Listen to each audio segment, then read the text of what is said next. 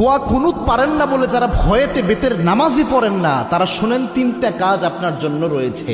এই তিনটা কাজ করলে বেতের নামাজের পরিপূর্ণ সওয়াব আপনি পেয়ে যাবেন। সুবহানাল্লাহি বিহামদিহি। ইসলাম যে কত সহজভাবে আপনাকে সমাধান দিয়েছে কল্পনা করতে পারবেন না। এই যে বেতের নামাজে যে দোয়া কুনুতটা আমরা পড়ি, এটা কিন্তু অনেকের মুখস্থ হয় না, যার কারণে অনেক বড় দেখে অনেকে বেতের নামাজই পড়ে না যে আমি দোয়া কুনুত পারি না, আমি কি বা পড়বো। অথবা অনেকে এমন রয়েছে বেতের নামাজে দাঁড়িয়ে দোয়া কুনুতের সময় চুপ করে থাকে, একটা শব্দ করে না, এরকম আছে অনেকে। তো এরকম কোনোটাই মাধ্যমেই আপনার কিন্তু দোয়া কুনুতের যে হক এটা আদায় হচ্ছে না। এবং বেতের নামাজ এটা কিন্তু ওয়াজিব একটি নামাজ, এই নামাজকে আপনি ইচ্ছা করে ছেড়ে দিতে পারবেন না, এবং ওয়াজিব সবসময় চাইলে আপনি তরক করতে পারবেন না। এই জন্য বেতের নামাজ গুরুত্বপূর্ণ।